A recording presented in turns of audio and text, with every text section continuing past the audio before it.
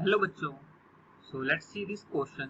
And question says, why is the equilibrium constant K related to only E naught of the cell, not E of the cell, right?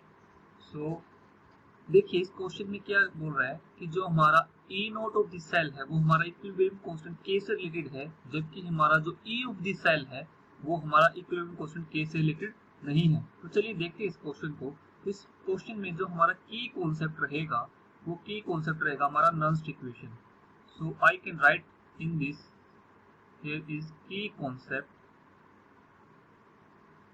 Is Nernst equation,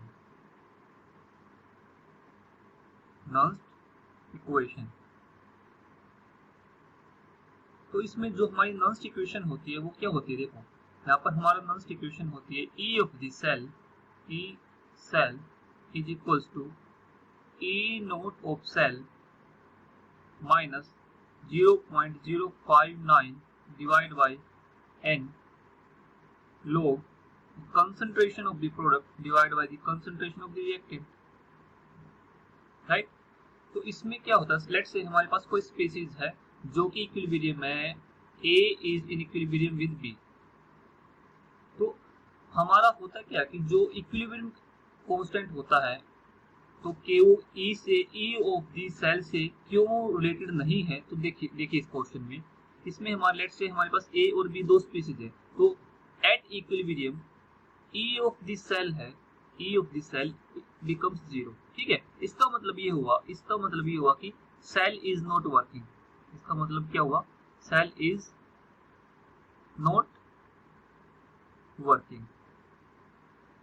So when we put the value of E of the cell in this equation, so we get here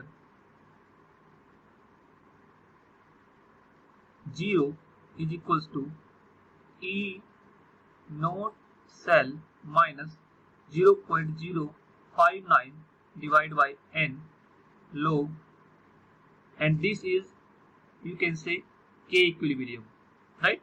Because K equilibrium is concentration of product divided by concentration of the reactant, ठीक है।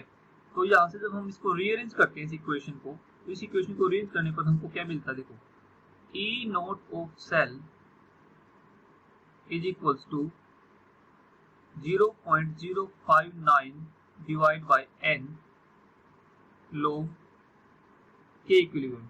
तो हमको यहाँ से क्या मिल रहा है, देखो E nought of the cell is directly relation with log K equilibrium, that means K equilibrium is directly related with E naught of the cell। हमारी जो इक्वेशन है उसमें E naught of the cell आ रहा है जबकि E of the cell नहीं आ रहा है। सो हम कह सकते हैं कि according to the first equation and when we apply this equation, so in the final result we are getting E naught of the cell, not E of the cell। so इसलिए हमारा जो E of the cell है वो equilibrium constant K से related नहीं है, जबकि हमारा E nought of the cell है वो हमारा इक्विलिब्रियम कांस्टेंट K से रिलेटेड है। So I hope this understood it well. Thank you.